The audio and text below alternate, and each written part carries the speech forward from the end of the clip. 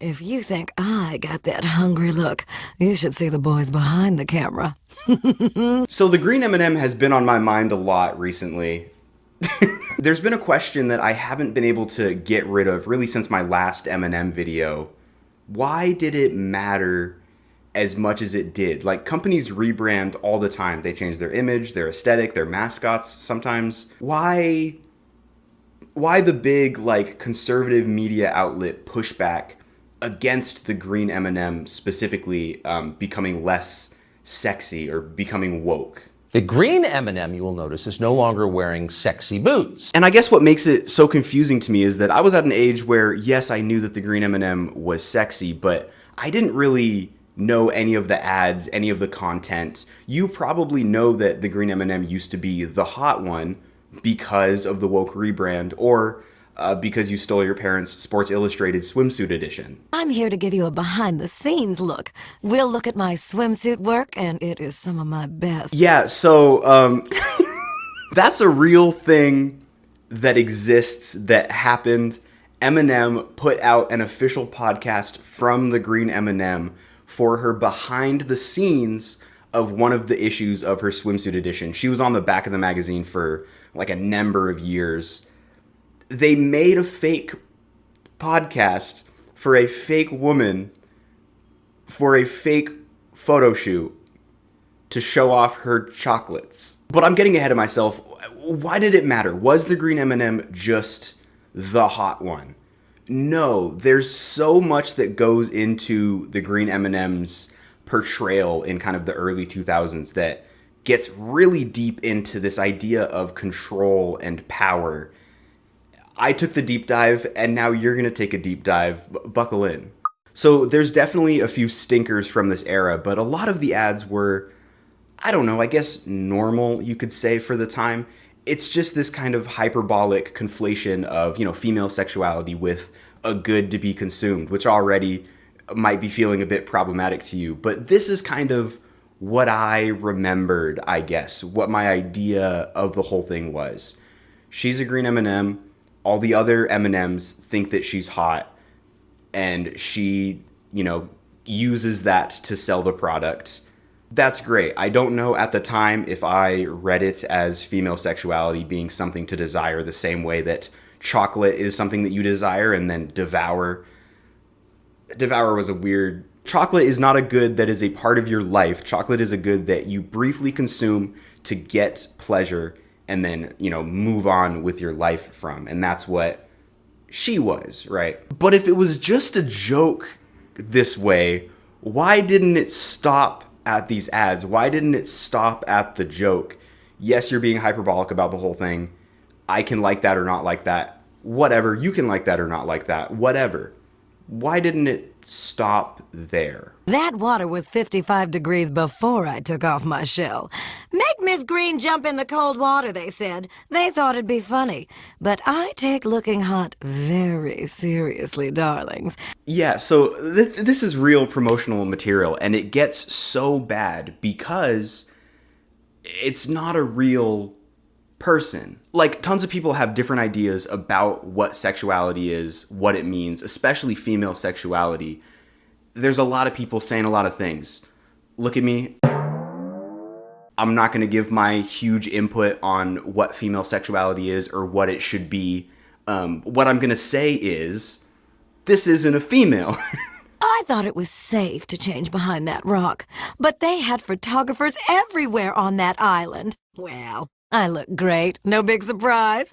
And if people see my chocolate, so be it. Don't fall for the window dressing. This isn't a feminine being with a feminine voice.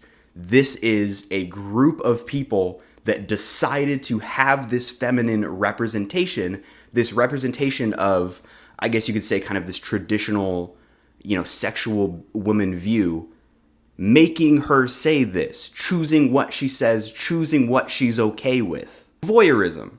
Like, just flat out voyeurism. She's in these situations where she's not aware and not consenting of the fact that these guys are taking pictures of her. But she's hot. But she's sexy, so it doesn't matter. See, I feel like I'm losing my mind because it's not just about her being a sexual being. It's about the idea that she is such a sexual being. She is so desirable to men that they can't control themselves around her. They have to enjoy her without her consent. But at the end of the day, her consent isn't really that important, because if you're a hot woman, you're fine with that. Leave it to a fashion photographer to take advantage of the situation while I reached for it. I can't say I'm unhappy with the results, though. So I would argue that it's not really about, the sexuality of this woman. I would argue that it's about how men are able to take advantage of that, I guess. And there's some ads that really get into that as well. The next one is what I'm calling the I'm naked ad. So we have this PA going into her trailer, just doing his job, but he walks in and she's naked.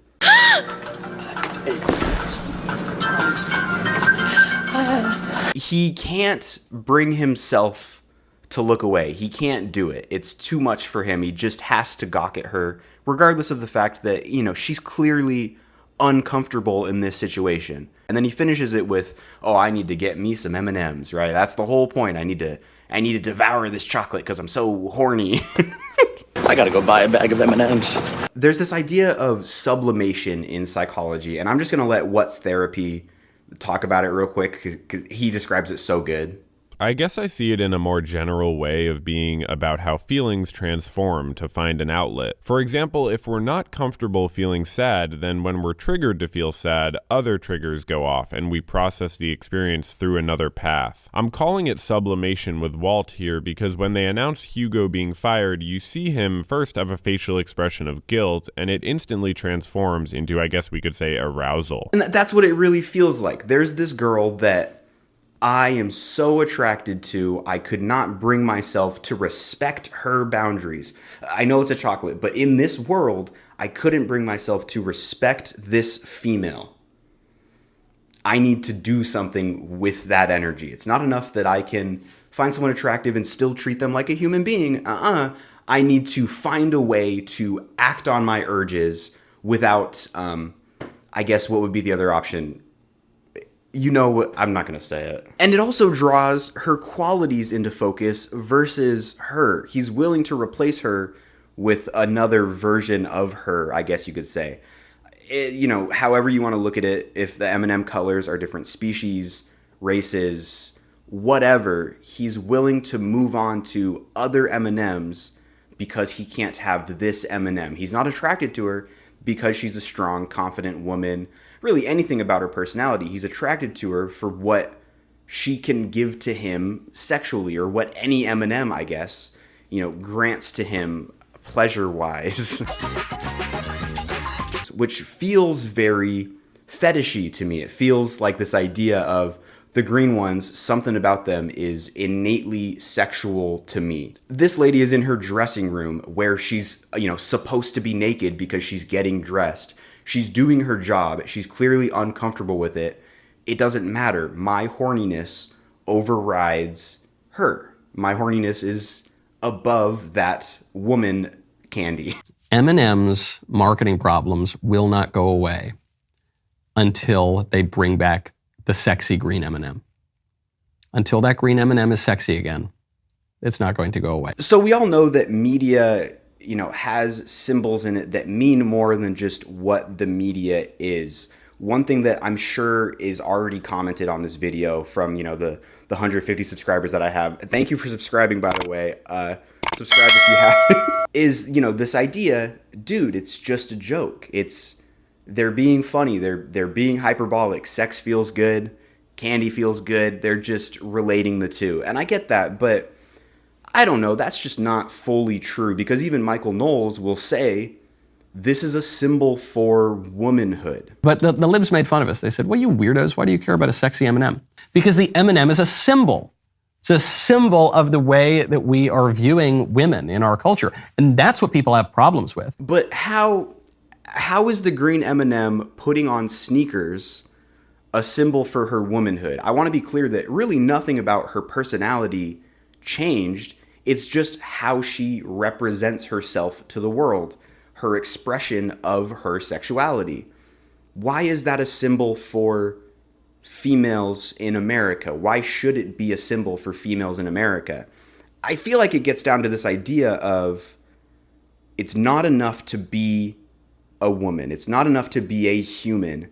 You have to, one, be attractive to men, have some utility for men, whether you like it or not, and you have to be willing and happy to present that to men. Men have to be able to take that from you, and at the end of the day, you should enjoy it because that's what you're there for. It's something about the green ones. And finally, something about the green ones, in this last ad, someone's literally willing to just dress their girlfriend up. It's important too that it's not a role play situation. You can like what you like, you can be into whatever you're into. If everyone's cool with it, cool, do your thing. She's not aware of why she's dressed up like this. She doesn't understand why she's wearing gloves, what the whole deal is.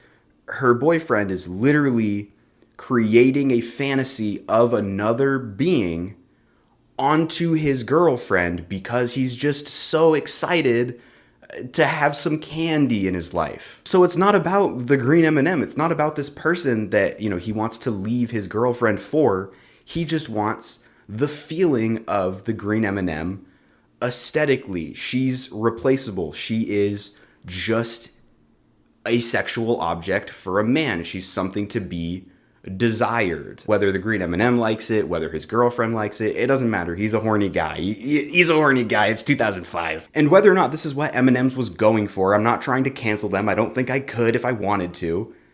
What this comes down to is female sexuality is something to be controlled, something to be taken from you. They will look, they will point, they will show their sons, they will take pictures, they will enjoy you, and if you're hot, that's okay. So it's not just a joke because it's playing with these very real ideas about what the role of a woman is. And I'm not going to tell you what the role of a woman is. Look at me. The thing is, why would they tell you? It's advocating for real and genuine action and behavior in real life. And it's not women. It's not the feminism movement talking about female sexuality in America.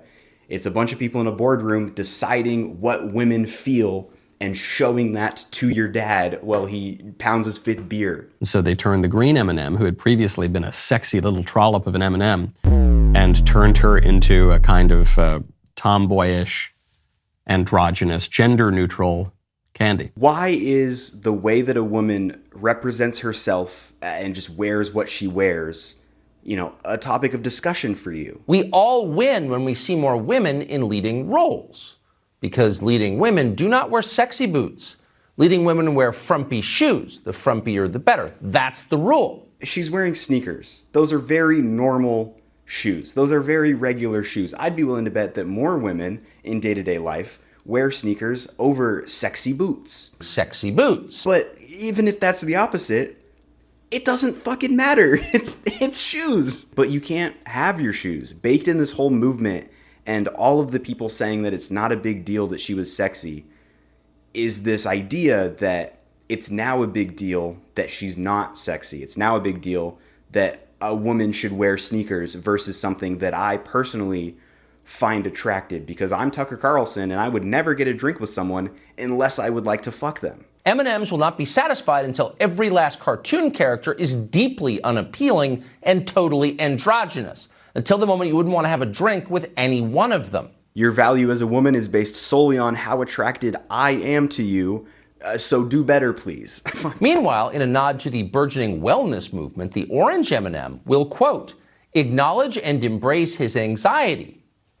And actually, if you look at him, the orange M&M does appear very anxious. Maybe he doesn't like all the ugly new shoes he sees around him. Maybe he liked the sexy boots. Maybe the orange M&M is a secret sexist himself. So at the end of the day, all you can really say is, what is it about the green ones?